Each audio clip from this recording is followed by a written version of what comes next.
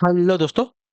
Good evening, नमस्कार। आपसे क्या एक बार जो है फिर से बहुत बहुत स्वागत है आप सभी के अपने यूट्यूब चैनल परीक्षा की शिक्षा में। उम्मीद करता हूँ आप सभी अच्छे होंगे। आपकी जो तैयारी है बढ़िया तरीके से चल रही थी। जो बच्चे क्लास में फर्स्ट टाइम है, पहली बार नए हैं, उन सबको बताया हमारे चैनल पे आपकी बीएड इंटर एग्जाम 2025 की जो आपकी तैयारी स्टार्ट हो गई। तो जिसे भी तैयारी पूरी करनी है, कंप्लीट करनी है, चैनल को सब्सक्राइब करेंगे, हमारे साथ जुड़ जाएंगे। उसके बगल में जो बेल आइकन देगा है उसको भी आप लोग ऑन कर लेंगे, ठीक है। क्लास का समय इंपॉर्टेंट है। जीके जीएस की क्लास सुबह 10 बजे, रीजनिंग क्लास दोपहर को 1 बजे, और हिंदी की जो क्लास है आपको इसी टाइम पर शाम को 7 बजे देखने को मिलती है। बाकी नीचे डिस्क्रिप्शन आप को इंस्टाग्राम टेलीग्राम का लिंक मिलेगा, तो आप हमें क्या करेंगे, वहाँ पे जाके ज्वाइन कर लेंगे, ठीक है।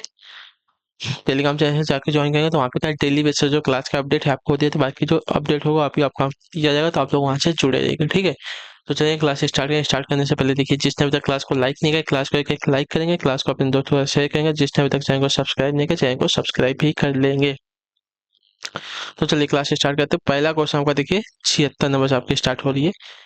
एक एक क्वेश्चन जो आपके एग्जाम के लिए बहुत ही इंपॉर्टेंट है, ध्यान से देखिएगा। बताइए, तिरस्कार का संधि विच्छेद क्या होगा।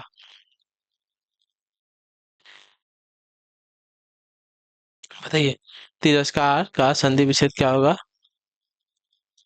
तो तिरस्कार का अगर संधि विच्छेद तिर अधनकार होता है, ठीक है। आपका विसर्ग संधि का उदाहरण होता है जो आपका दिया गया, यहाँ पे पहला विकल्प आपका राइट आंसर हो जाएगा, ठीक है। तिरस्कार का संधि तिर अधनकार हो जाएगा, आपका विसर्ग संधि का उदाहरण है, ये बात भी याद रखिएगा, ठीक है। चलिए अगले क्वेश्चन की तरफ बढ़ेंगे। 77 77 नंबर है। संकर का संधि विच्छेद क्या होगा। बताइए, संकर शब्द का सही संधि विच्छेद क्या होगा। इसका सही उत्तर क्या हो जाएगा।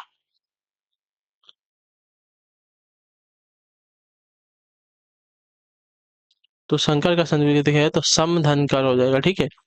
जो ये वाला विकल्प देगा आपका राइट आंसर हो जाएगा, ठीक है। समधनकर आपका संकर का सही संधि विच्छेद होता है। अगला क्वेश्चन आपका 78 नंबर बताने की कोशिश करेंगे, आपका राइट आंसर क्या होगा, ठीक है।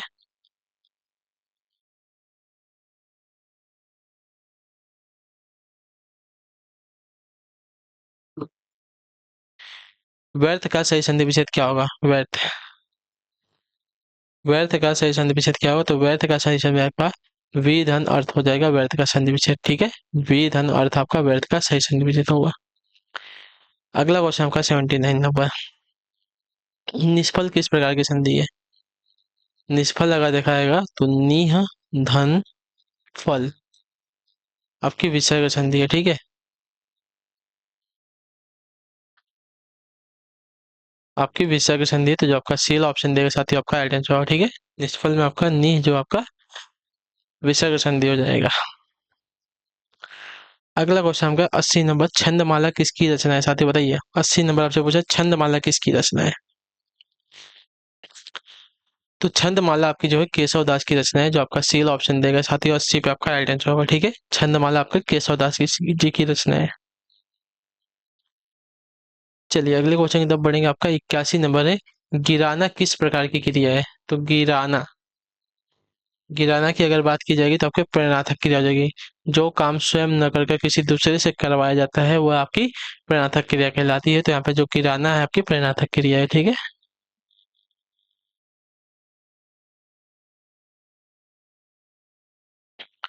चलिए अगला क्वेश्चन आपका 80 81 हो गया। 82 नंबर। विशिष्ट का विविधार्थक शब्द हो क्या, बताइए। विशिष्ट का विपरीतार्थक शब्द क्या हो जाएगा। तो विशिष्ट का विपरीतार्थक आपका देखा जाएगा तो यहाँ पे सामान्य से जो आपका बी विकल्प देगा साथ ही 82 पे आपका आइडेंटिफाई हो जाएगा, ठीक है। विशिष्ट का विपरीतार्थक शब्द का यहाँ पे सामान्य है। क्लियर है। चलिए विशिष्ट का विपरीतार्थक आपका सामान्य से हो जाएगा। विलोम शब्द पूछा था, सामान्य हो जाएगा। अगला क्वेश्चन आपका है 83 नंबर, 83 नंबर। साकार का विपरीतार्थक बताइए। तो साकार का विपरीतार्थक आपका यहाँ पे जो दिया गया है निराकार से है, ठीक है। क्लियर है। जो आपका बी विकल्प देगा साथ ही आपका आइडेंटिफाई होगा, ठीक क्लियर। अगला क्वेश्चन आपके सामने दिया गया है, ध्यान से पढ़िए, बताइए। निर्देश दिया गया प्रश्न संख्या 84 और 85 के निम्नलिखित प्रत्येक वाक्य के नीचे 4 विकल्प दिए गए, उनमें से एक विकल्प जो उक्त वाक्य का शुद्ध रूप है उसका चयन करना है। इस लड़की ने दही गिरा दी, ठीक है। बताइए, इस लड़की ने दही गिरा दी, इसका शुद्ध रूप क्या हो जाएगा।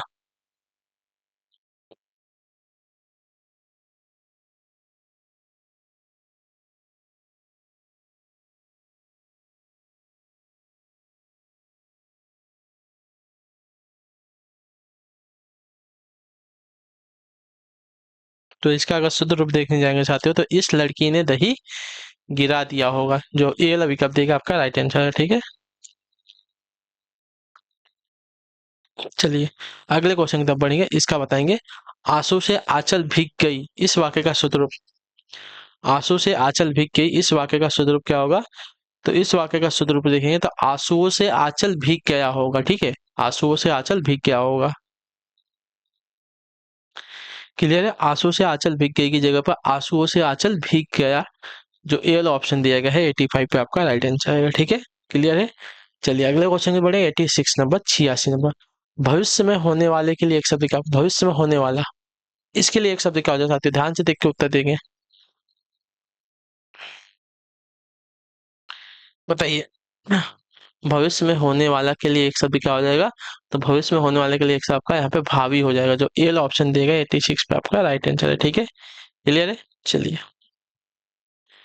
अगले क्वेश्चन की तरफ बढ़ेंगे, 87 नंबर, 87 नंबर है। निम्नलिखित में से कौन जो है गणेश का पर्यायवाची नहीं है? ठीक है, कौन जो है गणेश का पर्यायवाची नहीं है, हमसे पूछा है 87 पे। गजानन, विघ्नेश, विनायक, गोविंद। तो गोविंद जो है कृष्ण का पर्यायवाची है, गणेश का पर्यायवाची नहीं, तो जो आपका डी वाला विकल्प देगा साथियों आपका राइट आंसर होगा। ठीक है, क्लियर है। गोविंद जो है यहाँ पे है, गणेश का पर्यायवाची नहीं होगा। ठीक, क्लियर। चलिए अगला क्वेश्चन आपका 88, 88 नंबर। जब वह गाता है तब सभी शांत रहते हैं, इस वाक्य में जब वह गाता है क्या है? संज्ञा उपवाक है, विशेषण उपवाक है, क्रिया विशेषण उपवाक है, या इनमें से कुछ नहीं?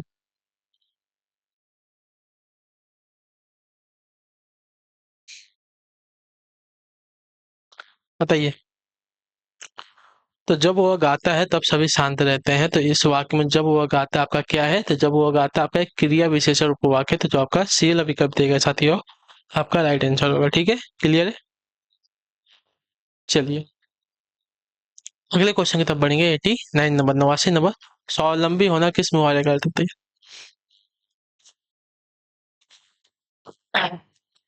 स्वावलंबी होना किस मुहावरे का अर्थ है? तो स्वावलंबी होना अर्थात अपने पैरों पर खड़े होना मुहावरे का अर्थ होता है, जो ये वाला विकल्प दिया गया है आपका सही उत्तर है। ठीक है, क्लियर है। स्वावलंबी होना अर्थात अपने पैरों पर खड़े होना।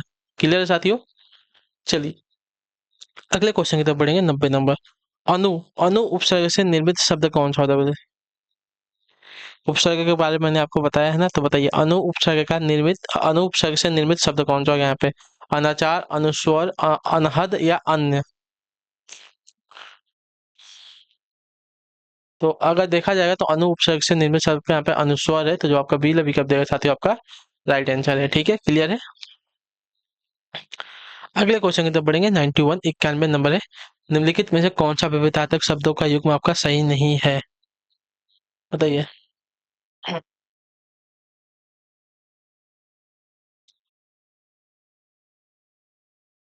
निम्नलिखित में से कौन सा विविधार्थक शब्दों का युग्म आपका सही नहीं है?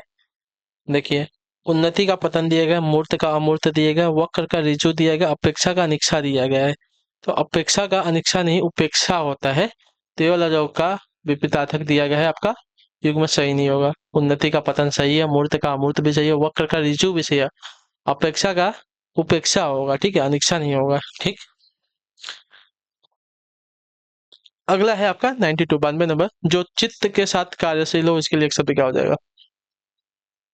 बताइए। जो चित्त के साथ कार्यशील हो, इसके लिए एक शब्द क्या हो जाएगा? तो जो चित्त के साथ कार्यशील होता है उसको दत्तचित्त कहा जाता है, जो ए वाला ऑप्शन दिया गया साथियों आपका राइट आंसर होगा। क्लियर है, दो जो चित्त के साथ कार्यशील है उसको दत्तचित्त कहेंगे। अगला आपका 93, 93 नंबर। निम्नलिखित में से किस शब्द का प्रयोग बहुवचन में नहीं होता है? बताइए, किस शब्द का प्रयोग आपका बहुवचन में नहीं होता है? चिड़िया, प्रत्येक, दर्शन, साधु।